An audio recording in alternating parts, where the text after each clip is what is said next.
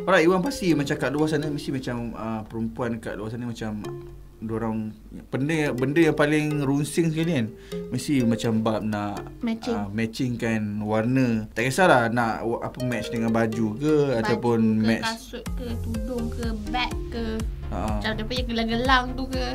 So macam Syah sendiri, Syah rasa selalunya macam perempuan dekat Malaysia ni tak nampak lah macam jenis yang warna-warni kat seluar tight tu, tak nampak lagi lah. So kalau rasanya kalau macam dekat Malaysia ni selalunya orang pakai warna apa?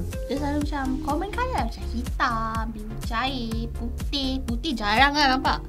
Putih jarang. Biru sikit, lepas tu biru pekat. Tu je lah yang selalu nampak lah. Mungkin diorang tak berani nak try colour lain sebab takut tak match maybe kan. Macam mungkin Syaz boleh try macam match kan yang sesuai. Contohnya kadang-kadang macam kurang juga nampak orang pakai warna pink kan. Kalau macam jeans pink tu, tight jeans pink tu warna apa yang sesuai untuk baju? Pink tu maybe korang tak payah ambil pink yang macam memang menyelah kan. Ambil lah macam pink tu gelap-gelap sikit kan. Okay, contoh kalau korang nak nampak macam rugged lah katanya. Okay, pakai jeans pink tu. Lepas tu korang at least cari baju terang sikit. Macam maybe boleh pakai baju putih yang belang-belang. Okay.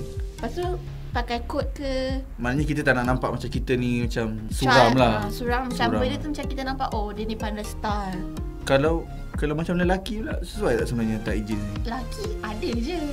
Ada jugalah yang pakai tight jeans, tapi macam tak ramai kot. Selalunya macam Iwan perasan pun macam warna dark brown. Macam dark brown hitam. Takkan pakai colour yang Yalah, macam mesti perempuan lah. Tapi dulu Iwan ingat waktu 2007 rasa 2007-2008 zaman-zaman indie naik kan. Start zaman bang face hujan kan. Lelaki banyak pakai tight jeans.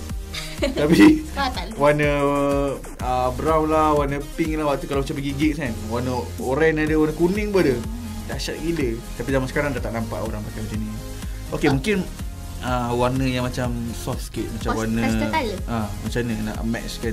Kalau dengan kasut macam mana nak match? Kalau pastel colour, contoh kalau korang ambil pastel colour, try seluar tu dia dah nampak pastel kan. Kasut tu boleh juga sama dengan warna tu, tapi kita bagi terang, nampak dia kontras lah.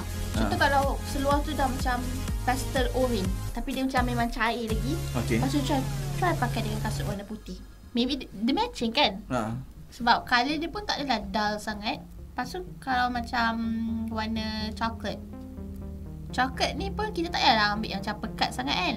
Dia macam kita ambil medium lah, coklat medium lah. Lepas tu kasut dia boleh juga ambil kasut terang. Okay, last mungkin lah Iwan nak tahu juga lah macam seluar tight kalau pakai confirm lah tak orang kata apa, londe kan? Tak. So sebenarnya orang yang pakai seluar tight ni majoriti pakai atau tak? Rasanya tak. Memang tak pakai. Tak. So kalau pakai pun Iwan rasa maybe yang pakai untuk style lah. Style, lepas tu pun yang bukan yang jenis besar-besar kan. Jenis yang kecil-kecil lah. Iwan nak ucapkan juga terima kasih kepada semua yang setia mendengarkan kami daripada pukul 8 sampai ke pukul 11 di Campus M. So far kalau tengok statistik hari ni macam ramai tu Iwan rasa maybe wanita. Mungkin wanita. Kalau lelaki tu agak pelik juga. Tapi sebab Iwan jarang lah. Tapi kalau macam budak-budak gig tu ramai juga pakai. Tapi semua